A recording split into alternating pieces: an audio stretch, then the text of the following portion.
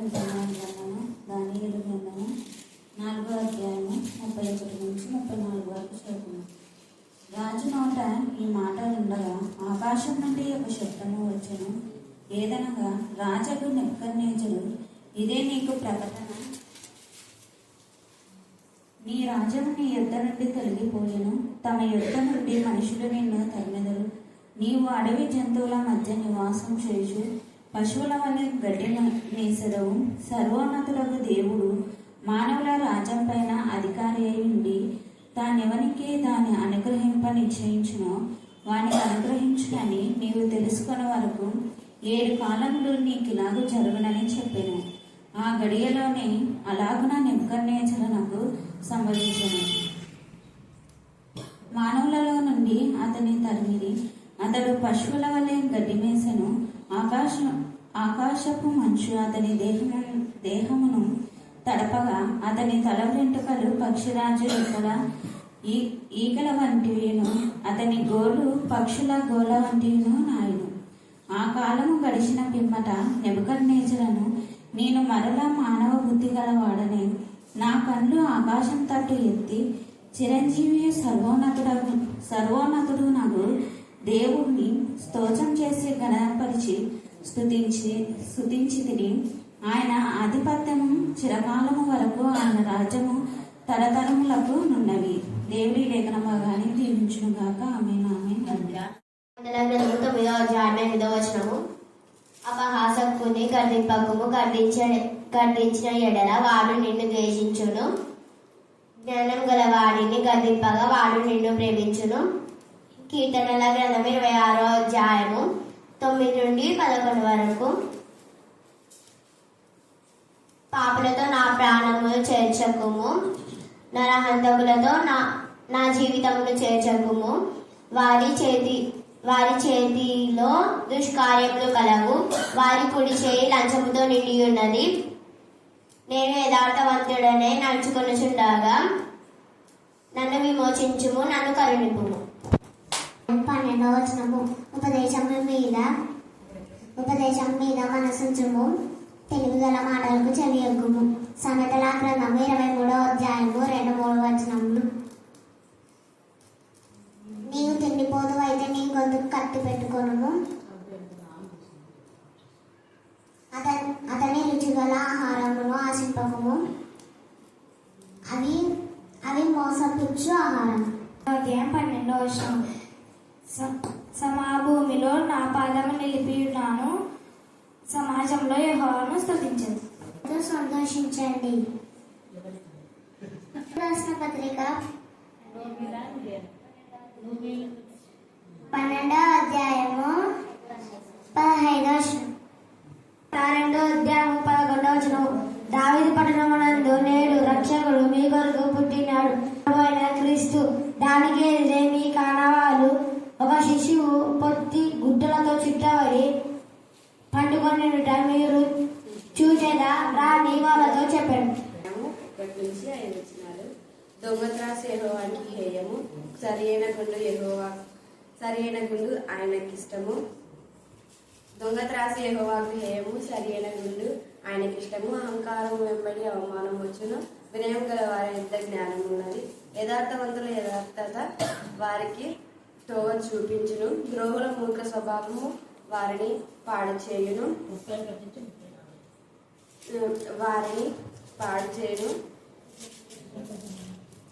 ఉగ్రత దినమందు ఆస్తి అక్కడికి రాదు, నీతి మరణం నుండి రక్షించును. యథార్థవంతుల యథార్థత వారి మార్గము, యథార్థవంతుల నీతి వారి మార్గము సరళం చేయును. భక్తిహీనుడు తన భక్తిహీనత చేతనే పడిపోవును. సామెతలు 8:34 వచనము.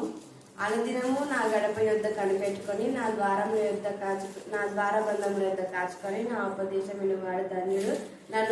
నన్ను కనుగొనువాడు జీవమును కనుగొను, యెహోవా కటాక్షము వానికి కలుగును.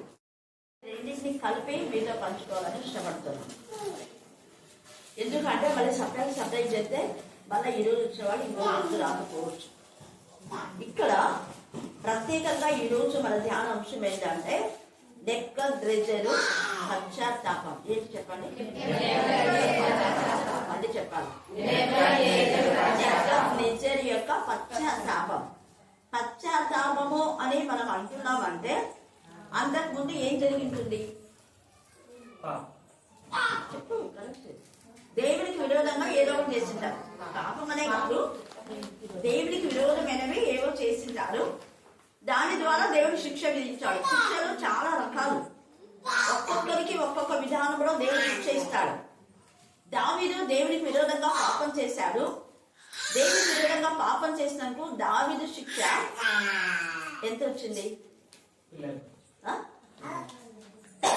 చెప్పండి. ఒక కొడుకు చనిపోయాడు కదా, కానీ ఒక్క రోజే దుఃఖించాడు. ఆ తర్వాత దుఃఖించాడు. దుఃఖముఖిగా ఉండుట మాని. హల్లెలూయా, హల్లెలూయా. అంటే దావీదు చేసిన తప్పక అంత పశ్చాత్తాపడ్డాడు. ఎంత పశ్చాత్తాపడితే మనము అంత శిక్ష తగ్గుతుంది, లేదా అంతగా మనం ఆస్వాదించబడతాం.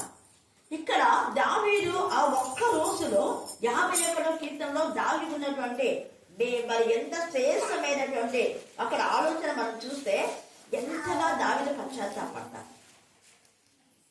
నేను నిజంగా అక్కడ అంటాడు కదా, ఎంతో చక్కగా దేవా అంతరంగంలో నాకు జ్ఞానం కలుగుచేయి. దాని అర్థం ఏంటంటే అంతరంగంలో మనసులో పాపం చేశాను, నా మనసు కలుషితం అయిపోయింది అన్న ఉద్దేశంతో మాట్లాడతాను. నా మనసు అపరిచితం అయిపోయింది కాబట్టి అంతరంగంలో నాకు జ్ఞానం దయచేయి. ఇక మీద నేను అలాంటి నేచర్ నాలో లేకుండా దేవుడు కూడా చేయలేదు. అలాగనే పరిశుద్ధత నుంచి అతి పరిశుద్ధంలోకి వెళ్ళాడు దావీదు. ఆ ఒక్కసారి తప్పు చేశాడు, ఇంకొకసారి జనసంఖ్య లెక్కించి. ఇక్కడ అప్పుడు కూడా ఎంతగా పశ్చాత్తాపడ్డాడు. అప్పుడు శిక్ష ఇంతకంటే భయంకరంగా ఉంటుంది.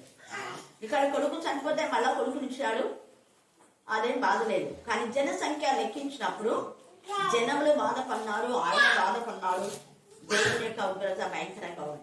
అంటే పరిశుద్ధాత్మకు వ్యతిరేకం. ఇది ఈయన చేసే తప్పేంటంటే పరిశుద్ధాత్మకు వ్యతిరేకంగానే కాదు, కానీ తన పర్సనల్ లైఫ్ లో దేవునికి వ్యతిరేకమైన పాపమైన అవివేకంతో చేసినటువంటి పని. దేవునికి ఇవ్వవలసిన సమయం ఇవ్వక, గుర్తుపెట్టుకోండి, దేవునికి ఇవ్వవలసిన సమయం ఇవ్వకపోతేనే పాపంలో పడిపోతాం. ఇక్కడ నెబుకద్నెజరు రాజు ఇంతగా మరి కలవా అని చెప్పి దానియేలు అంటాడు కదా ఎంత చక్కగా. ఒకవేళ నీవు నీ పాపములు మాని 27వ వచనం చదవండి.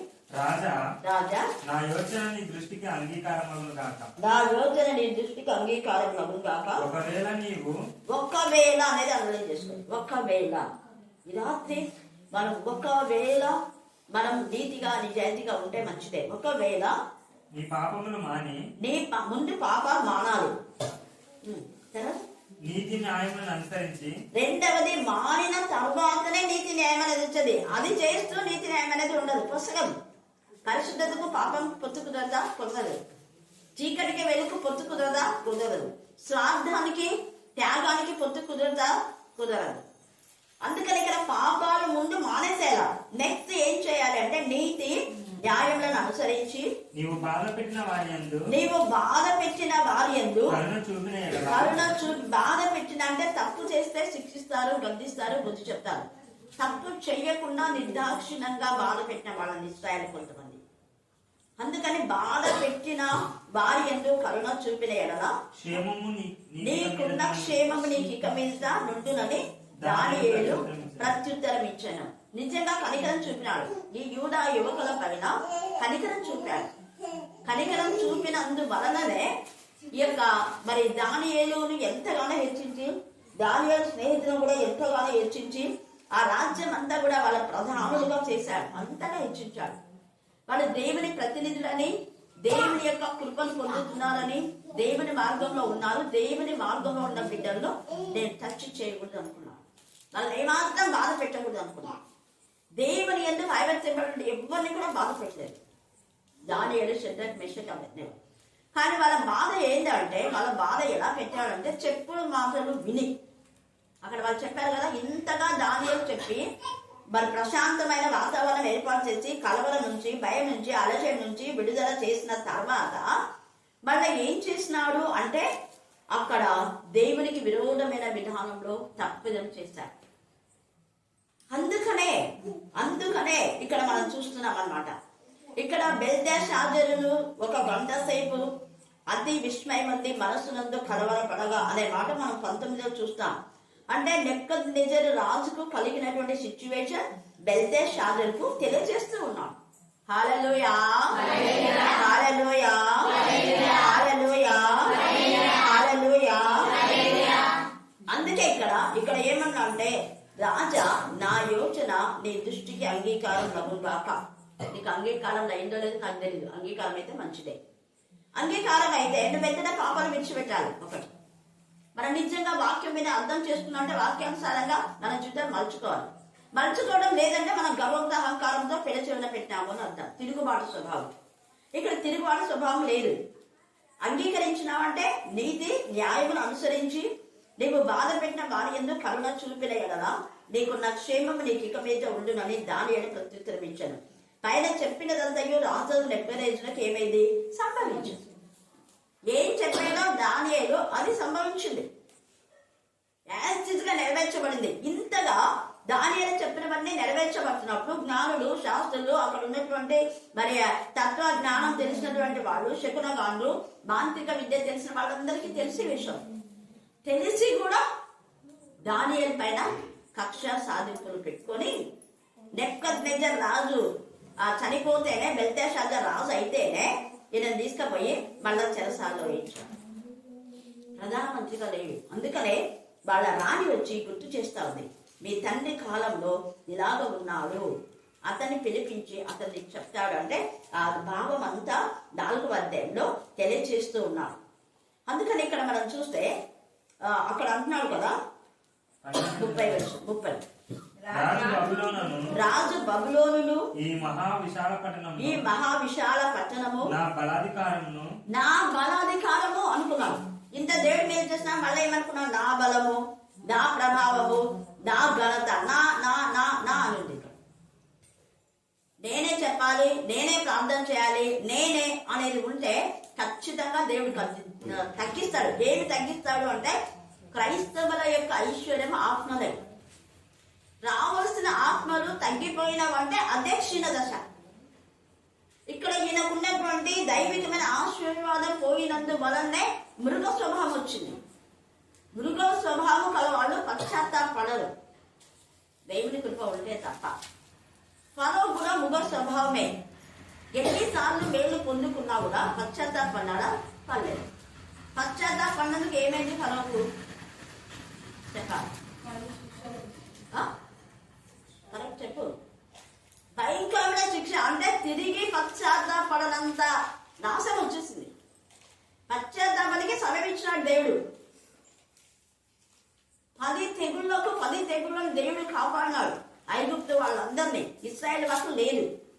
అప్పుడైనా గుర్తుంటారు కదా, అరే మీరు బాగున్నారే, మా ఇంటికి ఎందుకు ఇన్ని రోగాలు, మా ఇంటికి ఎందుకు ఇన్ని కష్టం, మా ఇంట్లోనే ఎందుకు ఆత్మీయంగా ఎదుగుతాం లేదు అనే ఇంగిత జ్ఞానం ఉండాలి. ఉండి దేవుని స్తుతించాలి, మహిమపరచాలి, గణపరచాలి. మన ఇంటిలో సరైన ఇది లేకుండా మనం ఖర్చు పెట్టుకొని మనం ఏదో మంచిగా ఆత్మీయంగా ఉన్నాంలే అని బిల్డప్ ఇస్తే జరిగేది ఇదే.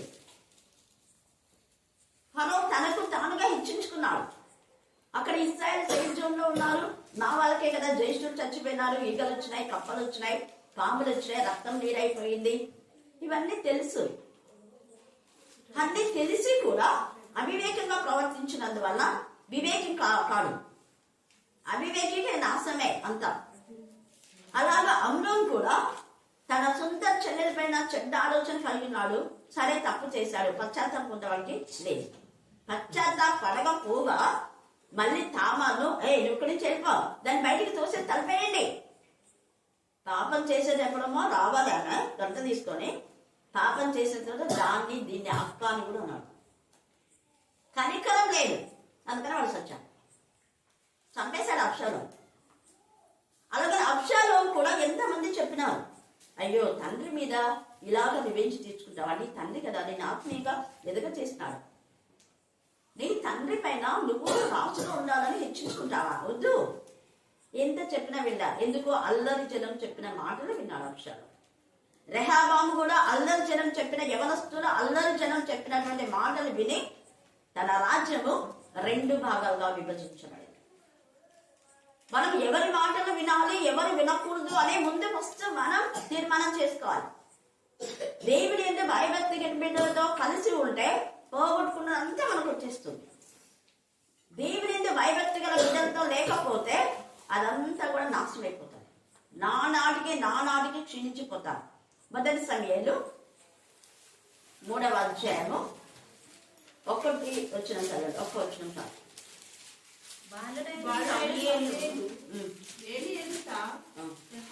కాదు 2వ సమూయేలు 1. 3వ అధ్యాయము 1వ వచ్చిన. సౌలు కుటుంబీకులను చూడండి, ఆడ 1వ అధ్యాయంలో ఎంత ఆశీర్వాదం అన్నాకు వచ్చింది. కారణం ఆమె పశ్చాత్తాపడి ఏడుస్తా ఉంది, గుండె కళ్ళేలా ఏడ్చింది. ఆమె ఏం తప్పు చేయరా, కానీ దేవుడు అడుగుతుంది, ఎందుకు ప్రభా ఇన్నేళ్ళు అయింది నాకు పిల్లలు లేరు అని. ఆ ఏడుకు కన్నీటికి ఆమెకి దేవుడు ఏమి ఇచ్చినాడు బ్లెస్సింగ్స్ అంటే ఒక మరి ప్రవక్తను దగ్గర ప్రవక్తనే హెచ్చరించేటటువంటి మంచి కుమారుని ఇచ్చాడు. హల్లెలూయా హల్లెలూయా. అన్నిటికీ అక్కడ జవాబు వచ్చింది. సిలోహు మందిరంలో మంచిగా పరిచయం చేయడానికి శామ్యూయేలు చాలా సంవత్సరాలు దేవుడు వాడుకున్నాడు. ఇక్కడ 2వ రాజుల 3వ అధ్యాయంలో సౌలు కుటుంబీకులకు దావీదు కుటుంబాలకు ఏం జరిగిందంట? బహుకాలం. ఒక కాలమా? ఎన్ని కాలాలు? అండర్లైన్ చేసుకోండి. బహుకాలం అంటే సౌలు ఏలిన 40 సంవత్సరాలు దావీదు కుటుంబానికి సౌలు కుటుంబానికి యుద్ధం జరుగుతూనే ఉంది. బహుకాలం అన్నాడు అక్కడ. బట్ సౌలు దిగిపోయే వరకు దేవుడు కృపతో కనికరించి ఇచ్చిన వాగ్దానం బట్టి సౌలును క్షమిస్తూనే వచ్చాడు. ఎప్పుడో గద్దె దింపేశాడే. ముందే చెప్పాడు నీ రాజ్యం నిలవదు అన్నాడు. అప్పుడన్నా పశ్చాత్తాపన్నాడా? పశ్చాత్తాపడ. దావీదు వీణ వాయించి అతనిలో ఉన్న దురాత్మను వెళ్ళగొట్టే, అవును కదా, దురాత్మను వెళ్ళగొట్టినటువంటి దావీదుకు నేను ఎంత విధేయతగా ఉండాలి అనుకున్నాడా? అనుకోవాలి. గర్వంతో అహంకారంతో చెప్పిన మాటలు విని విర్రవిరిగి 17 మార్లు దావీదుని చంపాలనుకున్నాడు, చచ్చాడు. ఆయన ఒక్కడు చావదా, ఎవరెవరు చచ్చినారు?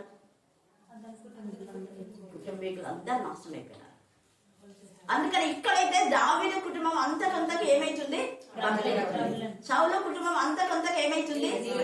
కుటుంబము అనే మాట ఈరోజు ఒక కుటుంబం కావచ్చు, ఒక సంఘం కావచ్చు. నువ్వు స్వార్థంతో ఉంటే నీ సంఘం ఒకవేళ 1000 మంది రావచ్చు, కానీ ఆత్మీయ స్థితిలో తగ్గిపోయారేమో ఆత్మ పరిశీలన చేసుకోవాలి. ఒకవేళ నీ కుటుంబంలో నీ బలగంలో ఎంతో మంది ఉన్నారు, నా బలగం చాలా 200 మంది ఉన్నారు మా బలగం అనుకుంటే 200 మందిలో కనీసం 5 మందన్న పరిశుద్ధాత్మతో దేవునికి నీతిగా నిజాయితీగా ఉన్నారని లెక్కలేసుకోవాలి. ఒకవేళ బలహీనమైన కుటుంబంలో వాళ్ళ వంశంలో ఒక 50 మంది ఉన్నా వాళ్ళ దేవుని ఎందుకు భయభక్తులు ఉంటే అదే దేవునికి హితం. హల్లెలూయా హల్లెలూయా. ఎన్ని వేల మంది వచ్చారన్నది కాదు, ఎంత మంది ఆత్మీయ స్థితిని కలిగి ఉన్నారు, ఎంత మంది వాక్యాన్ని దేవునికి మహిమకరంగా ప్రకటిస్తున్నారు, ఎంత మంది నూతన ఆత్మ ప్రభులోకి నడిపిస్తున్నారు, ఎంత మంది ఆధ్యాత్మికంగా అనుదినం ఎదుగుతున్నారు. అనుదినము ఇందాక బాబు చెప్పింది, ఈ వాక్యం చెప్తాను నా బాబు తెలియదు, శీల గారు చెప్పింది సామెతలు 8:32 మీకు కండక్ట్ చేయమని. అనుదినము నా గడప ఎంత చేరి నా ద్వారబంధము చేరి నా ఉపదేశం వినేవారెవరు? ఇక్కడ చాలా మంది ధనులు అయిపోయినారు. వాళ్ళ ప్రతి ప్రార్థనకు దేవుడు జవాబిచ్చినాడు. అద్భుత రీతిగా. అయితే నిజంగా నీకు ధన్యత అనేది లేకపోతే నీకు తగ్గింపు లేదో ఇంకా మృగ స్వభావం ఉందేమో. ఇక్కడ లెక్క రాజు మృగ స్వభావం ఉన్నంత వరకు ఆయన 7 సంవత్సరంలు అంట. 7 కాలం అంటే 7 సంవత్సరం. 7 సంవత్సరంలో ఆయన ఏమైపోయింది అంటే అడవి జంతువుల మధ్య నివాసం చేశాడ. ఎక్కడ నివాసం చేశాడు? అడవి జంతువులు ఉంటాయా? ఎంత రక్కింటాయో ఏం చేస్తుంటాయో. మరి అడవి జంతువేమో అడవి జంతువుల మధ్య, కానీ మళ్ళీ ఆయన తినేటాడు తిండి ఏంది? గడ్డి మేసాడంట. అడవి జంతువులు ఎక్కడైనా గడ్డి మేస్తాయి? మాంసం తింటాయి. ఈయన గడ్డి జంతువేమో అడవి జంతువే, అడవి జంతువుల మధ్యనే ఉన్నాడు. వికృతమైన ఆకారం. ఇక్కడ గడ్డేమో సాగులు జంతువులు చేసేటటువంటి గడ్డి మేస్తున్నాడు. సర్వోన్నతులకు దేవుడు మానవుల రాజ్యం పైన అధికారి అయి ఉండి తానెవరికి దాన్ని అనుగ్రహింపనిచ్చేంచిన వానికి అనుగ్రహించడం నీవు తెలుసుకునే వరకు 7 కాలంలో నీకు ఇలాగ జరుగును. నువ్వు తెలుసుకునేది దేవుడిచ్చింది అని దేవుడి గణపత్రాన్ని ఇది నాది నేను అనుకుంటే అంతే నీ బతుకు. ఒక్క ఆత్మైనను కూడా నువ్వు పరలోక రాజ్యానికి తీసుకొని పోలేవు. దేవుడిని అడుగుతాడు, ఎన్ని ఆత్మను తెచ్చావు? ఇంత పెద్ద సంఘం ఇచ్చారు కదా, లేకపోతే ఇంతమంది మీటింగ్కి వచ్చారు కదా, మీటింగ్ 2-3 లక్షలే మరి పెట్టారు, 2-3 లక్షలు కనీసం ఇద్దరైనా మారు మనసు పొందారా అని అడిగితే ప్రశ్నకు జవాబు ఉందా? నేను దేవుడిని అడిగా, ప్రభా ఇంత ఖరీదు పెట్టి నేను కడుతున్నా, ఖరీదు నేను లెక్క చేయను, కానీ ఖరీదైన ఆత్మని అంటే ఇచ్చినాడు దేవుడు. హల్లెలూయా, హల్లెలూయా. ఎలాంటి ఖరీదైన ఆత్మలు అంటే ఆత్మలు మౌనంగా ఉండటంలో మళ్ళా వేరే వాళ్ళని తీసుకొచ్చి వేరే వాళ్ళకు సహకరించడం అంటే నేచర్. అదే దేవుని పిల్లల యొక్క లక్షణం. మీరు భూదిగంతాలకు నాకు శిష్యులై ఉండు అని శిష్యులు అని చెప్పితే ఆ శిష్యులందరూ కూడా అనేక మంది ప్రభు చెంతకు నడిపించారా లేదా? నడిపించారు. అది ఎందుకైనా మనము మళ్ళీ అనేకులను ప్రభులోకి నడిపించాలి. వాక్యంలో, ప్రార్థనలో, పాఠంలో, స్తుతించడంలో, మహిమపరచడంలో, గణపరచడంలో అన్ని సంవత్సరాలు జరుగుతుంటే ఎదుగుతూనే ఉండాలి. నేను మా ఆలివర్కు అక్సర్కు అదే చెప్పాను, సంవత్సరం వచ్చిందంటే వెంటనే వాక్యం ఇంకా ఎక్కువైపోవాలి. గతంలో చదివినంత మటుకే కాదు, లేదా బిజీగా ఉన్నానని ఇంకా తక్కువ చేస్తే దేవుడు ఆశీర్వాదాలు పోగొట్టుకుంటాం. ఎవరికైనా నేను ఓపెన్గా చెప్పేస్తాను, మీరు ఎంత చదివితే అంత బ్లెస్సింగ్. వాక్యం ఎప్పుడైతే తక్కువైందో అప్పుడే మీ ఇంట్లో గొడవలు, అనారోగ్యం అన్నీగా. అనారోగ్యం అంటే యోగు కూడా వచ్చింది, కానీ యోగు ఏమైనా అన్నాడు దేవుడిని, ఈలాగు నా చర్మం చీకిపోయినా నేను ఎవరిని చూస్తా? నా ప్రభు నన్ను పరీక్ష పరిశోధన, ఇక్కడ కూడా ఇతని పరీక్ష, నిజంగా ఒక పరీక్ష ఇది. ఆ టెస్ట్ లో అతను పశ్చాత్తాపన్నాడు, మృగ స్వభావం పోయింది. ప్రత్యేకంగా చాలా మంది మృగాలై క్రైస్తవులను బాధ పెడుతున్నారు. ఎన్ని సంఘాలు, ఎన్ని చర్చెస్, ఒకరు నాకు వాడు చర్చేశారు, కొన్ని లక్షల చర్చెస్ కాల్ చేస్తున్నారు, క్రైస్తవులను కాల్చి పడేస్తున్నారు. ఏమొస్తుంది వాళ్ళకు? ఏం కాదు, శిక్ష వస్తుంది. ఇక్కడ కాల్చిన విధానంలో ఇక్కడ వాళ్ళు కాలినటువంటి వాళ్ళు ఒక రోజు కాలి బాధపడొచ్చేమో, కానీ వాళ్ళని కాల్చిన వాళ్ళు యుగాలు కాలుతూ ఉంటారు, నిరంతర నరక యాతన. అది వాళ్ళకు కొంతమందికి తెలిసి, కొంతమందికి తెలిసి తెలియక చేసినటువంటి పాపం. తర్వాత మనం చూస్తే ఈ పశు లాంటి మనసు అమ్నోనికి వచ్చింది, పశు లాంటి మనసు ఫరోకి వచ్చింది, పశు లాంటి మనసు హామానికి వచ్చింది. హామాను కూడా నిర్దాక్షిణ్యంగా వాళ్ళు ఏమైనా తప్పు చేస్తున్నారా? నమస్కారం చేయకపోతే తప్ప ఏమైనా? వాళ్ళ దేవుడి విషయం వాళ్ళు కరెక్ట్ గా ఉన్నారు. మొత్తగా ఏంది, నా దేవుడి విషయం నేను కరెక్ట్ గా ఉంటాను, దాని వెళ్ళి కూడా నా దేవుడి విషయం నేను కరెక్ట్ గా ఉంటాను. మీరు అగ్నిగుండంలో వేస్తారో, సింహంలో వేస్తారో, దేవుని విషయంలో కరెక్ట్ గా ఉండడమే మన యొక్క విధి. మిగతా విషయంలో ఏదున్నా దేవుడికి క్షమిస్తాడు. దేవుని విషయంలో తప్పు చేస్తే ఇక్కడ లేదు, అక్కడ లేదు క్షమాపణ. వాళ్ళకి అది తెలుసు కాబట్టి దేవుని విషయంలో ఎప్పుడు వాళ్ళు ఏం చేయాలా? పొరపాటు చేయలేదు. ఎస్తేర్ అలా చేయలేదు, మొద్దకాయ అలా చేయలేదు. ఎక్కవేరు కూడా దైవికంగానే తన కుమారుని ఆ యొక్క మరి శక్తుల యొక్క కోటలో ఉన్నా కూడా దైవికంగా మోషన్ పెంచింది. ఎట్లా పెంచిందో చూడాలి. పాలిచ్చుకుంటా, పాలు వేయడం అంటే సపరేట్ గదిలోకి వెళ్తారు. అప్పుడు నేను అనుకుంటా తలుపులు వేసి మోషకు రోజు చెప్తుంటారు, నాయన మనం పరవశులను ఇలా ఈమె రాని, నేను నీ తల్లిరా, దేవుడు నేను కాపాడినాడు అని రోజు వాళ్ళతో చెప్తుంటే రక్తంలో కలిసిపోయింది మోషే. పెద్దగా అయిన తర్వాత ఇంకా నాకు వద్దు ఇది, నేను దేవుని గణపరచాలి, మహేపరచాలి అన్నారు. అలాగనే దేవుడు వాడుకున్నాడు. కొంత తెలిసి తెలియక చేసేటప్పుడు దేవుడు క్షమించాడు. అక్కడ ఐగుప్తుని ఇసుకలో ఏం చేశాడు? చంపేశాడు. ఇంకా ఆ తర్వాత ఎవరిని చంపాలి? మోషే ఎవరైనా చంపినాడు? ఎవరిని చంపాలి? అక్కడ ఇశ్రాయేలీయులు అలా గొడవ పడుతుంటే, అరే అన్నదారా మీరు గొడవ పడొద్దంటే అంటే బాగున్నాడు, నిన్న ఒక చంపిల్లా, అవు వాడికి ఎందుకు చంపినాడు అది తెలివి ఉండాలి కదా, నువ్వేది మాకు చెప్పేది, నిన్న ఒక చంపినావు కదా, మళ్ళీ మమ్మల్ని కాదురా మీరు నా అన్నారుగా, మీరు ఇక్కడ నిన్న ఐగుప్తీయుడు కదా మీతో గొడవ పడినందుకు వాడిని చంపినా, మిమ్మల్ని ఎలా చెప్తాను, మీరు గొడవపడి చచ్చిపోద్దని మీకు చెప్తున్నా అన్నాడు. ఆ మాట అంటేనే గుండె పగిలి నన్ను నేను చేసిన మేలు వాళ్ళు ఏం చేస్తున్నారు మర్చిపోయారు. ఏడ్చుకుంటా తండ్రికి చెప్పేసి అక్కడి నుంచి వెళ్ళిపోతారు. ఆ తల్లి గుండె ఎంత బాధపడిందో. చిన్నప్పటి నుంచి పెంచి పెద్ద చేసింది కదా. ఎంత పెద్దగైన కొడుకు నాకు దూరం అయిపోతున్నాడు, ఎక్కడ ఉంటాడు, ఏం తింటాడు, ఎంత కన్నీరు మోసే కనపడే వరకు ఆమె ఏం చేసిందంట రోజు. అది ఏం చేయంటే వీళ్ళు అర్థం చేసుకోవాలి. మాకు మేలు చేస్తున్నారు కదా అని అనకుండా ఇంగిత జ్ఞానం మేలుకు ప్రతిగా కీడును ఆలోచిస్తున్నారు వాళ్ళు. ఇక్కడ మేలుకు ప్రతిగా కీడును ఆలోచించినందువల్లనే నెబుకద్నెజరు ఇది ఇలా వచ్చింది. ఎవరెవరైతే మేలుకు ప్రతిగా కీడు ఆలోచన వాళ్ళకందరికీ ఇంకా ఇదే వరకే. సామెతలు 9:8 చదవండి.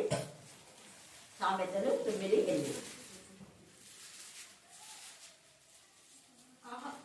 అపహాసకుని గద్దింపకము, గద్దించిన వాడిని ద్వేషించును. జ్ఞానం గల వాడిని గద్దింపగా, అది జ్ఞానం గల వాడిని గద్దిస్తే ఏం చేస్తాడు? అది జ్ఞానం గల వాళ్ళని ఇక్కడ ఛాన్సాలు చెప్తారు. ఒకసారి అఖిల్ ఏదంటే అఖిల్ అది వద్దామా, నీకు బాగా వచ్చిన పాట పాడతా అన్నానా? ఏమైనా కోపన్నావా? Thank God. రోజుమని అన్నానా? Thank God. ఎందుకు వీళ్ళు దేవుడి పిల్లలు కాబట్టి. శారద కూడా ఆ రోజు వాక్యం చెప్తుంటేనే వద్దు శారద అన్నా. ఆ పిల్లకి ఎంత ప్రేమించింది చూడు. నన్ను వాక్యం చెప్పకుండా వద్దని, ఎందుకంటే ఆ వాక్యం ఆమెకు సంబంధించింది కాదప్పటికి. వెంటనే తను మళ్ళా తర్వాత ఎంత మంచిగా చెప్పింది వాక్యం. శారద ఎంత ఆత్మతో చెప్పింది. హల్లెలూయా, హల్లెలూయా, హల్లెలూయా. అందుకని ఎప్పటికెప్పుడు మనం ఏదైనా తప్పుంటే వెంటనే. కానీ నేను మీకు కూడా చెప్తున్నా, అవివేకులకు అస్సలు చెప్పొద్దండి. వాళ్ళ పాప పడిపోయింది. ఎందుకంటే ఒకసారి చెప్పిండే కదా, నాకు తెలుసు కదా, ఇంకా పదే చెప్పనవసరం. ఇక్కడ తేటగా జ్ఞానం కలవాలని చెప్తే వాడు మరింత జ్ఞానము పొందుతాం, మరింత జ్ఞానం.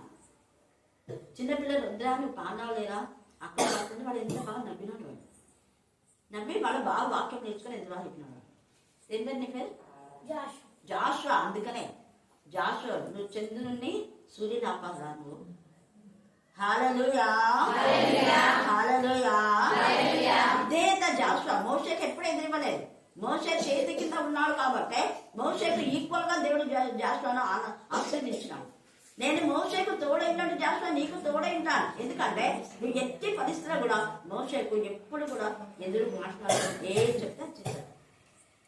అక్కడ వాళ్ళందరూ వచ్చి 10 మంది వచ్చి ఒకటే విధానం మాట్లాడుతుంటే మోషేకు బాధపడి, యెహోషువ నాయన నువ్వు వెళ్తావా, ఒకసారి చూసొస్తావా? ఆడ 10 మంది చెప్తున్నారు మోషే గారు. అంతమంది కలిసి అది బాగలేదు కణాలు వద్దు అంటుంటే నన్ను పంపిస్తా అన్నాడా? అన్నా. ఇద్దరు పోయి వాళ్ళు 10 మంది చెప్పే తప్పుడు సమాచారం. అక్కడ ఎంత మంచి పెద్ద ద్రాక్ష ఆడలు ఉన్నాయి, ఖర్జూరపు చెట్లు ఉన్నాయి, పాలు తినది, ఇల్లు ఎంత మంచిగా ఉన్నాయి. వాళ్ళు ఎత్తలే కానీ వాళ్ళు మనం జయించగలుగుతాం అన్నా. జయం ఇచ్చినాడు దేవుడు. కాన్ఫిడెన్స్ అది. హల్లెలూయా, హల్లెలూయా. అలాగనే రోమా 12:10 చదవండి. రోమా 12వ అధ్యాయం 15వ వచనం. సంతోషించు వారితో సంతోషించు. అది మనం ఎవరితో సంతోషించాలంట? సంతోషించు వారితో సంతోషించు, ఏడ్చే వారితో ఏడు. మరి సంతోషిస్తున్నావా? ఏడు మా కాలుతాం. ప్రార్థన చేయాలంటే అంటే కష్టం ఉంటే ఏడ్చొచ్చు, స్తుతి చేసినప్పుడు ఏడ్చను. స్తుతులు అనేది సంతోషంగా ఆయన స్తుతి అర్పించాలి. ఇక్కడ ఈ నెబుకద్నెజరు రాజు పశ్చాత్తాపన్న తర్వాత పశువులలో ఉండి అతని తరిమి తర్వాత అతని పశువుల వలె గడ్డి మేసను. ఆకాశం మంచు అతని దేహం తడపగా అతని తల వెంట్రుకలు పక్షిరాజు రెక్కల ఈకల వంటి. ఎంత వెంట్రుకలు పక్షికలా అయిపోయినాయంట. అతని గోళ్ళు పక్షుల గోళ్ళ వల్ల పెద్దగా అయిపోయినాయి. ఒక్కసారి మనం ఆ నెబుకద్నెజరు యొక్క ఆకారం చేసుకుంటే ఎంత భయంకరం ఉంది. ఆ కాలం గడిచిన పిమ్మట, అంటే ఈ 7 కాలం ముందే చెప్పారు కదా, గడిచిన పిమ్మట నెబుకద్నెజరు నేను మరలా మానవ బుద్ధి గలవాడనై. మానవ బుద్ధి వచ్చేసింది. మానవ బుద్ధి వచ్చిన వాళ్ళు ఏం చేస్తారు అంటే, నా కళ్ళు ఆకాశం తట్టు ఎత్తినాను. చూసావా? నేను అప్పుడు నాది ఇది అనుకున్నా. ప్రభువా నీది ఇదంతా, నువ్వు నాకు ఇచ్చింది నీ కృప చొప్పున, నువ్వు నాకు ఇచ్చావు, నేను కూడా వేరే వాళ్ళకి ఇచ్చా. కనికరంతో ఇక్కడ అందరికి సహాయం చేశాడు నెబుకద్నెజరు. ఇదంతా నాది కాదు ప్రభా, నేను అప్పుడు నాది అనుకున్నా. నేను ఇదంతా నాకు ఇష్టానుసారంగా నేను చేయించడం అనుకున్నా. ఇప్పుడు బుద్ధి వచ్చింది. అందుకే ఇక్కడ అంటున్నాడు కదా, ఎంత చక్కగా మానవ బుద్ధి గలవాడినై నా కళ్ళు ఆకాశం తట్టేస్తూ చిరంజీవియు సర్వోత్తముడు దేవుడు చేసేసినట స్తోత్రం చేసి కనపరిచి స్తుతించితిని. ఆయన ఆధిపత్యము చిరకాలం వరకు, ఆయన రాజ్యము తరతరములకు. దేవుని నామమునకు మహిమ కలుగుగాక. వచ్చే వారము రెండంతల ఆశీర్వాదము ఎవరెవరికుందో చూసుకుందాం. దేవుడు ఈ లేఖన భాగం దీవించి ఆశీర్వదించుగాక. చివరి ప్రార్థన. మని ప్రార్థిస్తున్నాము. ఆ వాక్యం నీరు కట్టి ఫలింప చేసి మా హృదయంలో ఫలింప చేయమని ప్రార్థిస్తున్నాం. దేవ వాక్యం నడుచుకునే జ్ఞాన వివేకం మాకు దయచేయమని ప్రార్థిస్తున్నాం. దేవ అక్కని బలపరిచి దీవించిన అనేక మర్మలు అనేక సత్యములు నేనైనా మరి ఎంతగానో వివరించి చక్కగా నైనా వివరిస్తున్నానైనా మన మంచి జ్ఞానం ఇచ్చిన దేవా మీకు స్తోత్రమైనా నీ యొక్క ఆత్మతో అభిషేకించిన దేవుడు తండ్రి అక్కని దేవా మీకు స్తోత్రమైనా ఆత్మీయ ఆహారం మాకు అనుదినం తినపెడుతున్నానైనా అక్కకి ఇచ్చిన యొక్క వరంను బట్టి మీకు స్తోత్రం తండ్రి. అవును తండ్రి, ఎంతో అదృష్టమైనా నీ యొక్క వాక్యంనైనా నెమరు వేసుకుని మాకు చెప్తున్నా దేవా మీకే స్తోత్రం నైనా అక్కడి ఇంకా బలపరచమని అనేక మంది ప్రదేశాలకు వెళ్ళి నేను అని ఆరాధిస్తున్న స్థుతించిన వాక్యంనైనా ప్రకటిస్తున్నగా అనేక ఆత్మ రక్షణ పొందుతున్నట్టు కార్యంలో తండ్రి మీకే స్తోత్రం అయినా ఎక్కడనైనా నీ యొక్క అక్క వెళ్ళి ప్రకటిస్తే అక్కడ మంచి ఆత్మలనైనా ఫలించేటట్టు సహాయంలో దయచేయమని ప్రార్థిస్తున్నాం. మంచి విత్తనాలు పడేటట్టు ఫలింపచేయమని ప్రార్థిస్తున్నాం. దేవా మీకే స్తోత్రం నాయనా. మా స్తుతులపై ఆసీనులు విన సర్వశక్తి మంతుడా మీకే స్తోత్రం నా దేవా. మా నాయన ఇక్కడ చేసిన ప్రతి ఒక్క బిడ్డను ఆశీర్వదించున్నా దేవా. వారికున్న సమస్యలు తీర్చు, వారికున్న నాయన ఏ సమస్యలు నీకు రహస్యంగా గొప్ప దేవుడు తండ్రి మరి ఆ రహస్యాలను గ్రహించి వాళ్ళ రహస్యాలను తీర్చి